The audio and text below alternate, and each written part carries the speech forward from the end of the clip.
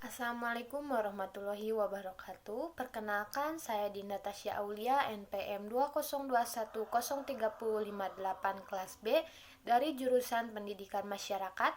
Di sini saya akan memenuhi salah satu tugas ujian akhir semester ganjil mata kuliah identifikasi kebutuhan belajar dan kurikulum.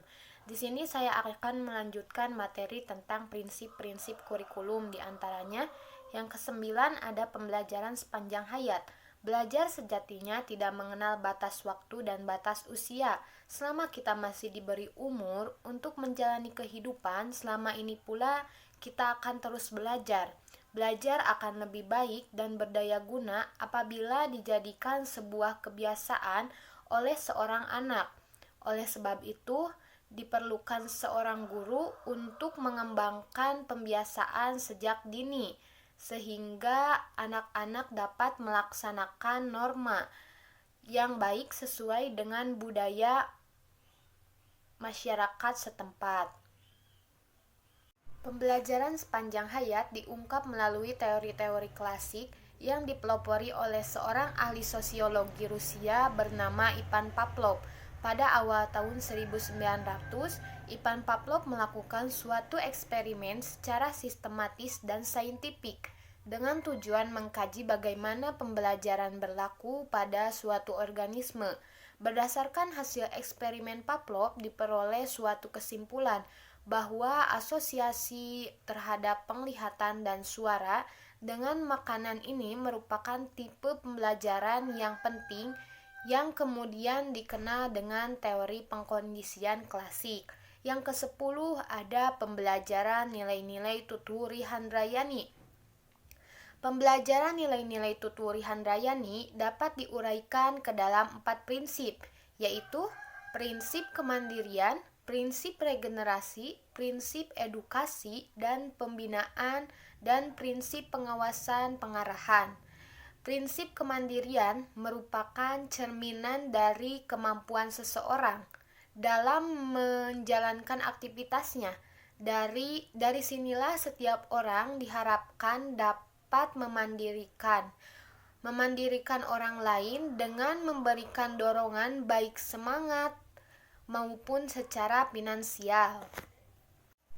Nah, salah satu prinsip penting dari Tuturi Handayani adalah prinsip pengajaran dan pembinaan dari orang yang satu. Dengan hal ini dimaksudkan agar orang-orang senantiasa menambah pengetahuan dan tentunya orang yang lebih tua membina yang lebih muda.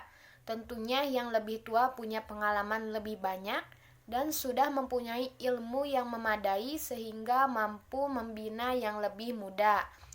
Prinsip pengawasan didasari pada semangat Tuturi Handrayani yang mempunyai arti mengikuti dari belakang. Untuk memahami prinsip ini, kita mengambil skop kecil dalam lingkungan masyarakat. Bila antara yang satu dan yang lainnya saling mengawasi, maka akan tercipta kedamaian dan keamanan. Namun bila tidak ada pengawasan, akan terjadi gejolak dan stabilitas keamanan. Yang ke-11 ada pembelajaran di sekolah dan masyarakat. Pendidikan ialah proses memanusiakan manusia.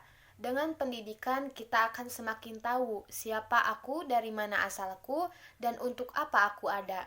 Pendidikan sekolah seharusnya menjadikan anak merasa nyaman untuk mempelajari apa yang mereka inginkan dan cintai, bukan mempelajari apa yang dipaksakan kepada mereka. Pendidikan lingkungan pun tak kalah pentingnya, karena sebagai makhluk sosial kita senantiasa harus berhubungan dengan lingkungan sekitar. Dan ketika berada di lingkungan, sangatlah wajar jika mendapatkan hal-hal yang tidak semuanya sesuai dengan keinginan kita, karena sebenarnya lingkungan ialah sekolah yang sebenarnya.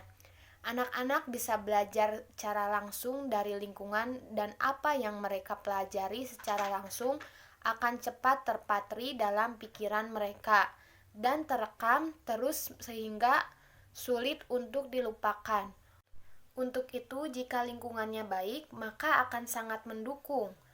untuk kebaikan si anak. Namun, jika lingkungannya yang kurang mendukung untuk tubuh kembang si anak, maka akan sangat mungkin hal itu akan menjadi parasit perusak otak dan virus pembunuh jiwa bagi anak-anak kita.